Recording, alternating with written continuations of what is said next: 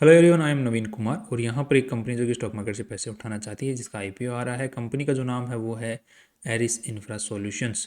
अब यहाँ पे 18 से 20 जून के बीच में इसका आईपीओ खुलने वाला 222 का कट ऑफ प्राइस सेट किया है। टोटल 499 करोड़ रुपीज़ उठा रही है, 500 करोड़ रुपए के आसपास में उठा रही है और वैल्यू जो खुद की लगा रही है दैट इज़ अराउंड 1800 करोड़ रुपए।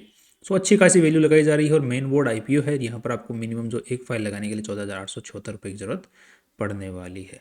अब यहाँ पे 10% कोटा ही सिर्फ रिटेलर्स के लिए रखा गया है, बिकॉज कंपनी जो है पिछले 3 साल के अंदर में नेट प्रॉफिट जो है नहीं निकाल पाई थी। पिछले 3 क्वार्टर का अगर देखते हैं तो यहाँ पर नेट प्रॉफिट नेगेटिव में है। अभी जो लेटेस्ट जो डेटा है उसमें 9 महीने का जो डेटा है उसमें 6 करोड़ रुपए इन्होंने निकाले हैं फिर भी प्रॉफिट के। राइट।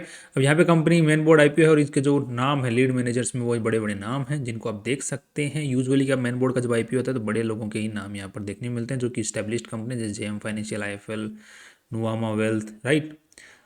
नेक्स्ट अब देखते हैं कंपनी जो पैसे उठा रही है यहाँ पे उन पैसों को किस काम में लेने वाली। तो सबसे ज़्यादा जो मेनली जो जितने पैसे सारे कंपनी के पास में जा रहे हैं, ओएफएस तो यहाँ पर है नहीं। फिर भी अगर हम प्रमोटर्स की यहाँ पर चेक करते हैं तो 52% मालिकाना हक था कंपनी में प्रमोटर्स का आईपीओ से पहले। आईपीओ के बाद में 37% ही रह जाने वाला है। That's kind of negative. Next मतलब प्रमोटर्स अपना अच्छा खासा स्टेक अब तक लूज कर चुके हैं। राइट। अब नेक्स्ट देख लेते हैं कंपनी करती क्या है। तो कंपनी जो है एक बिचौलिए का रोल प्ले करती है। जैसे बिल्डर होता है, कंस्ट्रक्शन साइट्स होती हैं या फिर कॉन्ट्रैक्टर्स होते हैं, उनको कोई भी नया मतलब कंस्ट्रक्शन करना पड़ता है तो उसके लिए माल की ज़रूरत पड़ती है, चाहे वो सरिया हो, चाहे वो सीमेंट हो, चाहे वो बजरी हो। तो अभी अभी तक क्या करते थे वो कॉन्ट्रैक्टर्स वगैरह, कंस्ट्रक्शन जो वेंड वगैरह लोग क्या करते हैं वो वेंडर्स के पास में जाते थे कि मुझे इतना माल चाहिए, मुझे इतना माल चाहिए। फिर वो फ़ोन करते रहते थे, जब माल की ज़रूरत होती थी वो डिलीवर नहीं होता था। तो ये जो प्रॉब्लम है ये कंपनी जो है वो प्रॉब्लम सोल्व कर रही है कि आपको सिर्फ एक 1 पॉइंट सॉल्यूशन है। हम आपको, आप हमें बस रिक्वायरमेंट बताओ अपनी और आपको कितने माल की ज़रूरत है, किस किस माल की ज़रूरत है। हम वेंडर्स से चाहे कहीं से भी लाएं, चाहे वेंडर्स से लाएं, चाहे मैन्युफैक्चरर से लाएं, कहीं से भी उठा के लाएं, हम आपको माल डिलीवर करेंगे। आपको जब चाहिए उस वक्त डिलीवर करेंगे। राइट। तो पूरी रिस्पॉन्सिबिलिटी हमारे हेडेक है, जो हमारा है बस आप हमें माल बताओ। राइट। उसके लिए भी हमने एक सिस्टम ऐप बना रखा है, उस ऐप पे आप हमें रिक्वायरमेंट बता दो, हम ऑटोमेटिकली सारा का सारा मैनेज कर लेंगे। So it's kind of Swiggy. Right. And ये जो स्विगी हो गया, ये राइट जेप्टो हो गया, जो कि डार्क स्टोर्स बना बना के जो जो किराने वाले हैं इनका धंधा खा रहे हैं। तो दे आर लाइक देम। अब नेक्स्ट, अब इनका क्या बिजनेस फ्यूचर में चल सकता है। डेफिनेटली इस मार्केट की आने वाले टाइम के अंदर में बहुत ज़्यादा डिमांड है, बिकॉज जैसे जैसे ये जो वेंडर्स होते हैं जो दुकान खोल के बैठे हुए हैं, इनकी जैसे जैसे सेल कम होगी तो ये इनकी क्वांटिटी कम होगी इन लोगों की, तो वैसे वैसे इनका रुतबा बढ़ेगा, तो वैसे वैसे इनके मार्जिन्स बढ़ेंगे। और जैसे अगर इनको कोई बड़ा कॉन्ट्रैक्टर, बड़ा बिल्डर अगर जैसे मान के चलो कि ऑन बोर्ड कर लेता है, तो बाद में उसका पूरा जितना भी साइट्स जहाँ पे चल रही हैं उसको यही कंपनी कैटर करेगी। राइट। तो इससे क्या है कि इनके मार्जिन्स में शुरुआती लेवल में इफेक्ट आता है, बाद में धीरे धीरे जैसे जैसे कंपनी बड़ी हो जाती है तो वैसे वैसे ये मार्जिन्स बढ़ते जाते हैं। अब दूसरी चीज़, जेप्टो वगैरह, अब जैसे ये कंपनी वाले क्या करते हैं, ये पर्टिकुलर कंपनी ये माल खरीद लेती है खुद और बाद में आगे बेचती है। तो जैसे इंडिया मार्ट है, तो इंडिया मार्ट क्या बोलता है कि एक सर्विस फीस लेता है, वो अपने रेवेन्यू के अंदर में सर्विस फीस दिखाता है। ये जो अपने रेवेन्यू में दिखा रही है ये वो माल खरीद के फिर आगे बेचने का। तो जो माल जितने का भी बिक रहा है, बिल्डर जितने का भी माल खरीद रहा है वो इसके रेवेन्यू में काउंट होता है। तो इसीलिए इसके नेट प्रॉफिट ज़्यादा निकल नहीं रहे इतना रेवेन्यू होने के बावजूद भी। तो फ्यूचर के साथ में निकल सकते हैं। एंड लेट्स सी अब कंपनी का आईपीओ हमें किस तरीके से, अभी आज के दिन जो हालत है वो क्या बोल रही है। तो ये बोल रहे हैं कि जो जितने पैसे उठा रहे हैं उसमें से ज़्यादातर पैसा हम लोग भी रीपेमेंट में काम में लेने वाले, लोन ले रखा है हमने वो उसको पेमेंट करेंगे। दूसरा working capital requirement, that means रोज़मर्रा का जो हमारा काम है माल को खरीदना और बेचना, उसमें काम में लेने वाले हैं। और दूसरा सब्सिडरी है हमारी, उसके अंदर में पैसा लगाने वाले हैं। कंपनी को आज के दिन जो चला रहे हैं एंड जो कंपनी के मालिक लोग हैं वो एस्पायर फैमिली ट्रस्ट, राइट, और रौनक किशोर मौर्बिया, ये इसको कंपनी को आज के दिन कंट्रोल कर रहे हैं। अब प्रमोटर्स के पास में ज़्यादा स्टेक इस कंपनी का आफ्टर दी आईपीओ रहने वाला नहीं है। सो मेनली ज़्यादातर ये प्रोफेशनली मैनेज्ड ही रहने वाली है कंपनी। नेक्स्ट यहाँ पर देखने को मिल रहा है कि इसके ऊपर में कुछ खास केसेस वगैरह नहीं है, सिविल लिटिगेशंस और ये जो स्टैट्यूटरी रेगुलेटरी प्रोसीडिंग्स वगैरह ये भी हैं, बट ये कुछ ज़्यादा कंसर्निंग नहीं नज़र आ रहा है। नेक्स्ट यहाँ पर ओके, इसकी शुरुआत जो है कंपनी 2021 में ही हुई थी, ऐसा देखने को मिल रहा है, क्योंकि यहाँ पर जो दो लोग हैं मौर्बिया जी एंड भास्कर शाह, रौनक किशोर मौर्बिया, प्रियंका भास्कर शाह, इन दोनों ने ही कंपनी की शुरुआत यहाँ पर की है इनिशियली। फिर धीरे धीरे नंबर ऑफ शेयर्स जो है अलॉटमेंट बढ़ाते गए, बोनस जारी करते गए एंड ऑल दैट, एंड फिर कंपनी के आज यहाँ पर पहुँची है। ये कंपनी के काफ़ी सारे जो हैं वो माइलस्टोन्स इन्होंने टच किए, इसको आप आराम से देख सकते हैं, पढ़ सकते हैं। यहाँ पर कंपनी की कोई होल्डिंग कंपनी देखने को मिल रही है, एंड होल्डिंग कंपनी यहाँ पर कंपनी की नहीं है। सब्सिडरीज कंपनी के पास में 6 सब्सिडरीज आज के दिन काम कर रही हैं। रौनक किशोर मौर्या जी इस कंपनी को मेनली आज के दिन डायरेक्शन दे रहे हैं। 37 ईयर्स की ही एज है, काफ़ी यंग है एंड काफ़ी अच्छे लेवल पे कंपनी को पहुंचा चुके हैं। लूप होल्स नज़र आ रहे हैं कंपनी के इनको, एंड जो मार्केट है उसके अंदर में और उसके ऊपर में काम कर रहे हैं, दैट्स वेरी गुड। नेक्स्ट यहाँ पर मौर्या जी के बारे में आप और इन्फॉर्मेशन यहाँ पर पढ़ सकते हैं, एंड सैलरी जो है ये आज के दिन लगभग 70 लाख रुपए की लेते हैं। नेक्स्ट, प्रॉपर्टी जितनी भी कंपनी यूज़ करती है वो सारी लीज पर ही है, को वर्किंग स्पेसेस में यूज़ करती है। कंपनी एसेट लाइट मॉडल के ऊपर चल रही है, बिकॉज कंपनी को खुद को एसेट्स की ज़रूरत कहाँ है। ऑर्डर आता है, फिर ऑर्डर्स को वो डायरेक्ट वेंडर्स जो मैन्युफैक्चरर्स हैं जो इन्होंने अपने प्लेटफॉर्म पे टाइप कर रखे हैं उनको भेज देते हैं कि भाई तुम्हारे पास कितना माल है, हमको 6 मान के चलो कि 600 टन बजरी चाहिए। वेंडर्स को इन्होंने मैसेज भेज दिया, तो वेंडर्स जो है चूज़ कर ले रहे हैं कि हाँ इतनी बजरी मेरे पास में, इतनी बजरी मेरे पास में, इतनी बजरी मेरे पास में, बस वहाँ से उठा उठा के फिर वो कस्टमर के यहाँ पहुँचा देते हैं। तो इनको खुद को एसेट्स की ज़रूरत नहीं है, तो वही चीज़ यहाँ पर देखने मिल रही है।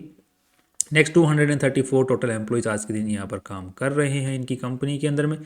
एंड नेक्स्ट यहाँ पर एक चीज़ जो सबसे खतरनाक चीज़ है वो है एट्रिशन रेट।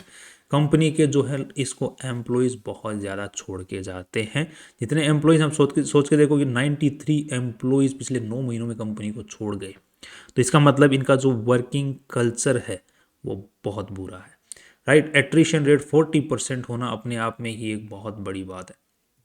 नेक्स्ट, यहाँ पर कंपनी का जो लोगो है वो आज के दिन रजिस्टर्ड है, एंड ये कंपनी कितना माल पहुँचाती है, मेनली जो कंपनी का रेवेन्यू आ रहा है वो कितने माल से आ रहा है, तो एग्री सबसे ज़्यादा बजरी से आ रहा है, बिकॉज बजरी सबसे ज़्यादा वजन वाली होती है, तो सबसे ज़्यादा रेवेन्यू वहीं से आ रहा है, और बजरी की रिक्वायरमेंट ही सबसे ज़्यादा दिक्कत भरी होती है सामान लेते हुए। अब बजरी में भी अलग अलग टाइप की बजरियाँ होती हैं, जिसके माइक्रोन्स जो होते हैं, जो मतलब कण हैं वो कितने मोटे होने चाहिए, बजरी के थोड़े और मोटे, थोड़े माइक्रोन्स होते हैं, एमएम में होते हैं साइज़, तो वो ये एग्रीगेट्स में आता है। आरएमसी, फिर steel, cement, wall solutions and everything, mainly जो है बजरी एंड आरएमसी जो कि सेम कैटेगरी की चीज़ें हैं, वहाँ से सबसे ज़्यादा रेवेन्यू आ रहा है। नेक्स्ट, अब जो ये प्रॉब्लम सॉल्व करे, जैसे मैंने शुरुआत में भी बताया कि जो कस्टमर है उसके लिए वन स्टॉप सॉल्यूशन है, सिर्फ एक कंपनी, उसके बाद में बाकी सब कुछ ये देख लेंगे। ऐप के ऊपर में ऑर्डर देना और बाकी सब कुछ किस वक्त चाहिए तो बता दें। बाकी अगर कस्टमर खुद काम करे तो फिर उसी को सब कुछ देखना पड़ेगा, सुपरवाइजर की बात करना, RFQ देखना, फ़ोन कॉल करना, ट्रक का स्टेटस देखना, कहाँ पहुँच गया माल, वो सारी हेडेक जो है ये संभाल ले रहे हैं, राइट। अब आज के दिन के पास में 2659 टोटल नंबर ऑफ कस्टमर्स को इन्होंने सर्व किया पिछले 9 महीने के अंदर में, और नंबर ऑफ वेंडर्स के साथ में इन्होंने टाइप करके वो है 1729, और डेली डिस्पैचेज इतने होते हैं, इतनी क्वांटिटी। अब ये metric ton quantity delivered metric ton बजरी में, तो भाई साहब, राइट, तो बजरी का तो क्या ही काउंट करना।